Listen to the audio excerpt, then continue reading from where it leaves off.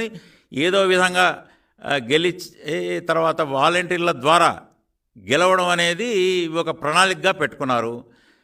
వాలంటీర్లు, కొందరు పెత్తందారులు, తర్వాత దౌర్జన్యం. దీంతో గెలవాలనే ఇది బెడిసి కొట్టినప్పుడు మీ కొందరు ఆఫీసర్ల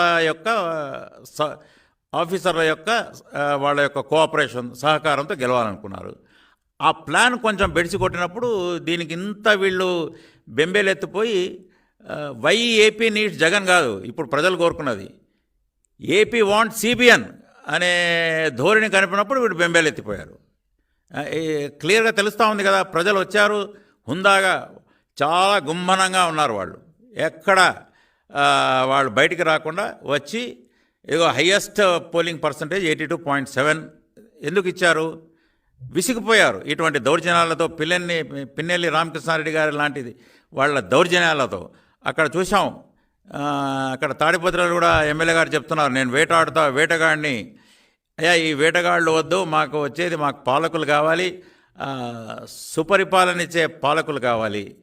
ఇక్కడెక్కడ అసలు పాలన గవర్నెన్స్ అనేదే ఈ వైఎస్ఆర్సీపీ ప్రభుత్వంలో లేదు. ఫీడ్బ్యాక్ మెకానిజం లేదు, వ్యవస్థలు లేవు. ఏ వ్యవస్థ కానివ్వండి, అది శాంతి భద్రతలనా, రెవెన్యూనా, లేకపోతే డిపార్ట్మెంట్లు నాశనం. ఒక కానిస్టేబుల్కి ఏం కావాలి, రిటైర్మెంట్కి ఏం కావాలి, ఒక టీచర్ వ్యవస్థ, టీచర్లను బిజీగా పెట్టి వాళ్ళ ద్వారా బిల్డింగులు కట్టించి కాంట్రాక్టర్లు వాళ్ళకి ఇచ్చి ఇంజనీర్లు సూపర్విజన్ అంట. సో టీచర్లు బాగుంటేనే విద్య బాగుంటుంది.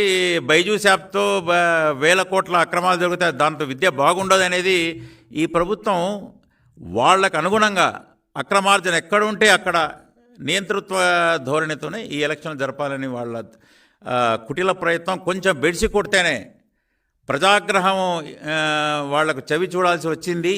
ప్రజలు ఈ విధంగా, ఆ స్పందన ఈ విధంగా ఉంటుంది వాళ్ళ మీద. ఇంత అసలు అణిగి ఉన్న ఆవేశం వాళ్ళ పెళ్ళుపికింది అని చూసినప్పుడు తట్టుకోలేక ఈ విధంగా వైఎస్ఆర్ సిపి నాయకులు మాట్లాడడం విచిత్రంగా ఉంది. ఏ విధంగా చంద్రబాబు నాయుడు గారు 19లో ఎస్ ప్రజల తీర్పు ఇలా ఉంది, మేము దాన్ని ఆమోదిస్తా ఉన్నప్పుడు వీళ్ళు కూడా ప్రజల తీర్పు ఆమోదించాలా, 4వ తేదీ బాక్సులు బద్దలయ్యేలాగా ప్రజా ఆమోదం తెలుగుదేశం జనసేన కూటమికే రాబోతూ ఉంది. ఇక కొందరు అధికారులు ఏం భయపడాల్సిన అవసరం లేదు. నేను చెప్తున్నా, మీరు ఇప్పుడే లీవ్లు, కొందరు ఏదో రిటర్నింగ్ అధికారులు, ఎస్ ఈ election commission will give you protection.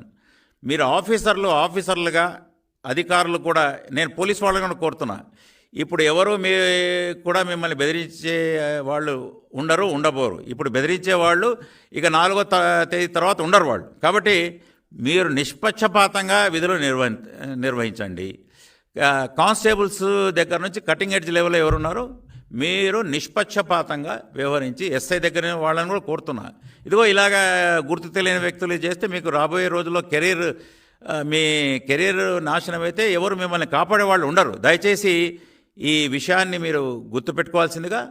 తర్వాత ఈ వైఎస్ఆర్సీపీ నాయకులను కూడా, అయ్యా ప్రజలు గమనిస్తున్నారు, 19లో ఏ విధంగా మీరు బిహేవ్ చేశారు, వాళ్ళు ట్రాన్స్ఫర్లు కోరితే ఏ విధంగా ఎలక్షన్ జరిగితే అప్పుడేమో అంతా సవ్యంగా జరిగిందని మీరు ఏ విధంగా చెప్పారు.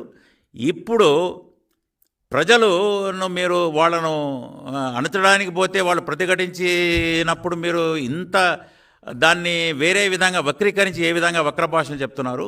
ఈ 5 ఏళ్ళు మీరు ఏ విధంగా నియంత్రిత పోకడలు, ఏ విధంగా మీరు జనాలను కాలరాచారు వాళ్ళ హక్కులను. ఇప్పుడు ఈ ముసలి కన్నీరు కార్చడం చూస్తున్నారు. ప్రజలు స్పష్టమైన తీర్పు ఇచ్చారు. కూటమి, టీడీపీ జనసేన కూటమి 140-150 సీట్లతో అధికారంలో రాబోతూ ఉంది.